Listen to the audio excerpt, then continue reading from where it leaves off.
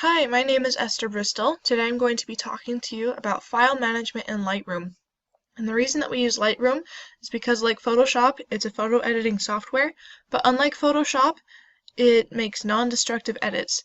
So that means if you're playing with the vibrance or the saturation or something, you can always go back into Lightroom and re-edit those, whereas in Photoshop it's usually permanent once you make that change.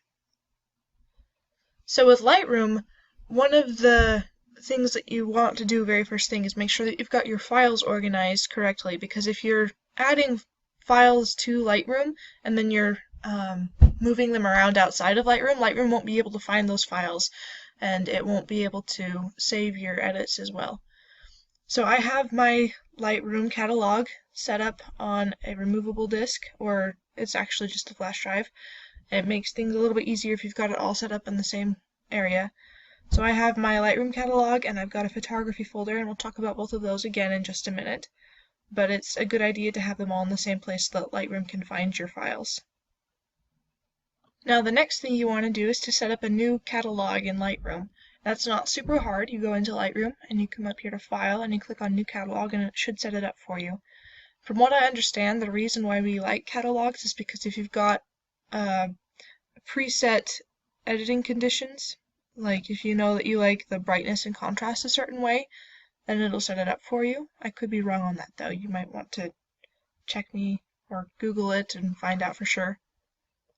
So then the next thing that you want to do is to import your photos, and if you can see down here in the left hand corner of the screenshot, there is a button that says import, and if we come in here to the next image, you can see it should take you to this page, and then it'll want you to source your files, which means that you can click on any of these files and it should bring you to the file that you want.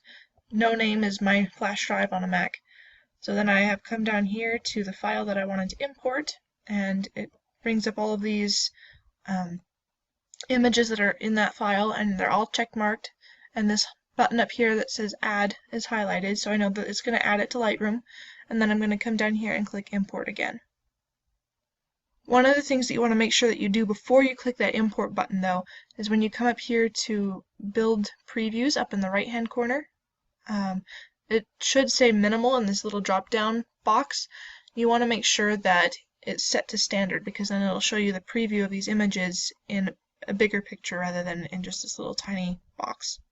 So now if you want to continue organizing your files in Lightroom, you can come over here to the little plus sign in the Folders tab, and you can either add a subfolder or add a folder. An easy way to add the subfolder is to highlight files that you or images that you want to add to the subfolder, and it should bring up a box that will have include selected files in it, and it will automatically create a subfolder with just these pictures in there.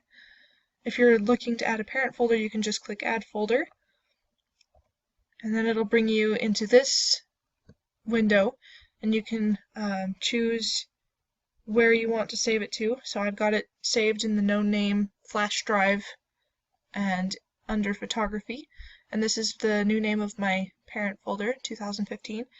So this is where you click new folder and you could rename it whatever you want. And then when you come in here and click this choose button, then you can click and drag these other files inside of 2015. So the other thing you can do is show parent files, or show parent folders, I mean.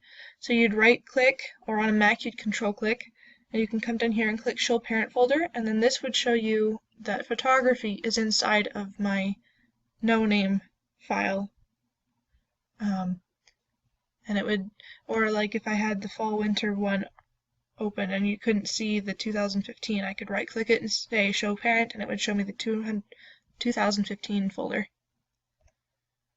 Renaming photos is fairly easy as well. You first want to come up to edit and select all, and then you'd come back in here to library and come down here to rename photos. And then it should bring you to this page, and you can click on how you want to rename them.